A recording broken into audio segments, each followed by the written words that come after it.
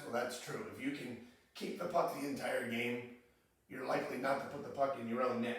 So prevent the other team from scoring and regain possession of the puck. And how do we do that? Number one, when we showed that picture of the Hurricanes and the Panthers, two players were battling for the puck, and it was a loose puck. Who had the puck? We didn't know. So on those situations, the players want to stay on the defensive side of the puck. Because if you lose the puck and it goes away from your net, that's fine. You have opportunity to get it. What you don't want is to be caught behind the play and give them an odd man rush. So whenever in doubt, you want to be on the defensive side of the puck. That's on the side our net is on. And then you want to control the high ground. This is the high ground, the area between the face-off dots. We have to cover that, all right? You don't want to get beaten outside the dots. What this concept is called is containment. If the players are out here, that's fine. Don't let them in the high ground. If they're out here, they're not going to score many goals against us, and they're almost harmless. So control the high ground, keep them outside, contain the opponent. Back check the middle. The house, you draw a house here, that's where you back check. Players, if they get beaten, if they lose a battle, and they don't know where to go, you go to the middle and then figure it out. And then pressure the puck. Normally one player. This is where we get the younger players, the mites, the squirts, the peewees. They're the ones that don't necessarily recognize that one of their players is already going to pressure the puck directly, going to try to take it or contain from the puck carrier on the other team. The others should deny support. What's that? Take away their passing options. Take away the opponent's teams that are supporting. So one player pressure, the others take away the people that player can pass to. And if you do that, now you've got a puck carrier under pressure. They've got to get their head down. They got to keep the puck. And if they have nowhere to pass to, or that's when they make bad passes, they'll pass it right to us, or they'll lose the puck because they are lost in thought or they don't have the skill to deal with it. Again, the duties, all the players, all 5 of our players that aren't goalies are playing defense because either they're pressuring the puck carrier or they're denying support, covering somebody else. But what young players get into is you'll see 3 players go to the puck. Well, then one little pass, even just to dump off the boards, beats 3 players, odd man rush. That's how you get scored on. Okay, so getting back to that concept of systems, and we're almost done here. Once you understand the condition of offense and defense, and then what the duties are in it, and they're kind of simple. When you're on offense, the puck carrier maintains possession of the puck, skates away from pressure, and finds teammates. Basically, we play keep away. The players without the puck find open space and support the puck carrier. That's how you best play keep away. On defense, you're either pressuring the puck, the direct puck carrier, or you're covering the other players by denying support. That is it. That's how hockey is played. Now, through that, other coaches, for years and years have developed systems. And these things get confused. At the younger ages, I don't like systems because I want players that can think. I want players that can read and see the play and know what to do in any situation, and especially now this year in 2020 with COVID. It doesn't matter if we're playing 4-on-4, 5-on-5, 3-on-3, 2-on-2, hockey's hockey, the same concepts apply. But really, when you're talking about systems, all it is when we're playing offense in our defensive zone, well, they call that a breakout. But you don't need to set breakout play if all your players understand how to support a puck carrier, how to skate away from pressure and get open. Our offense in our offensive zone is zone entry. We gain the blue line. You have attack patterns, which we saw. That's just form. That's just playing smart hockey in triangle. And all the triangulation is supporting the puck carrier.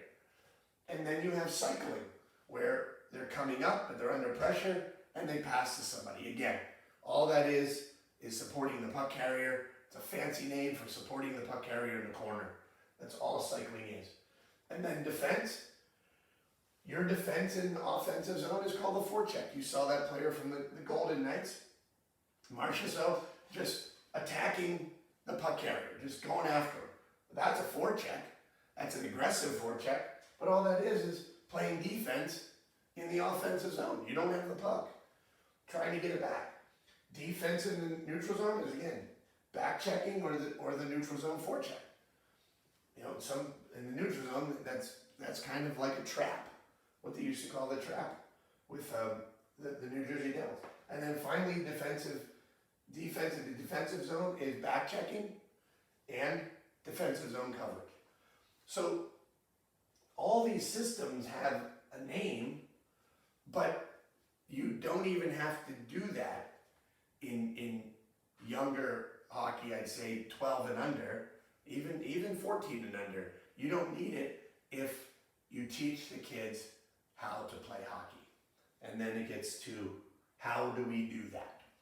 Well, the great Soviet coach Anatoly Tarasov said that the ingredients to gain skill for hockey players was that you need high intensity in competition, you need short duration so they don't get overly fatigued mentally and physically, and then you have confined space. These are the ingredients to create a great hockey player. It's more specific in how you create the environment as opposed to what you're actually doing. So the way we do that is through small area games. And here are just some examples of small area games, with just 3-on-3, but you can use the players that aren't directly in the game. They can be passed to their outlets, their support. That keeps all the players engaged and forces passing. This is where players have a bunch of puck touches, they're forced to pass, they're forced to skate away from pressure, and they learn to use their skills and develop the skills quickly in chaos, just like a game. Same thing, we can do nets back to back in a continuous 4-on-2. Again, getting the puck, the players to pass the puck, to learn how to get open. The defensive players learn how to cover people, how to deny support, how to pressure. This one we call Gilligan's Island. This is a great one for kids to learn to think outside of the box and to be like, well, I can go behind the player. I can go all around the player who's got the puck on the island and support that puck carrier. Just like we saw in that breakout with the Vancouver Canucks. That the support was behind that player, so he just gave him a little drop pass and he was able to attack with even more speed. So this gets players doing exactly that. It gets them also that they have to pass to their player on the island before they can attack the goal. This gets the players spreading out, finding open space. It gets the player with the puck with their head up, looking around, seeing different options, and also realizing, hey, that passing option might be right behind me. So all of these things get the kids to understand, and not just kids, but adults playing, whoever's playing hockey, gets them to understand how this game is played, and there's no need for systems, but systems mimic this play because that's how hockey is played.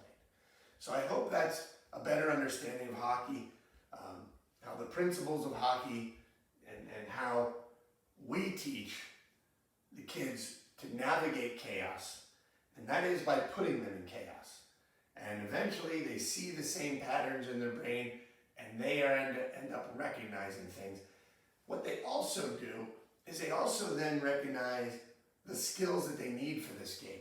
They realize that they have to be better passers. They realize that they have to be better skaters and transitional skaters, not just straight forward and backwards, but they need to go, they need to move, they need to be able to get open. They realize that they need to protect the puck. They have to stick handle, they have to pass. And then that encourages them to do those things and get better at those technical skills. So again, hockey is not positional. It is conditional. once players learn that, it won't matter what they play.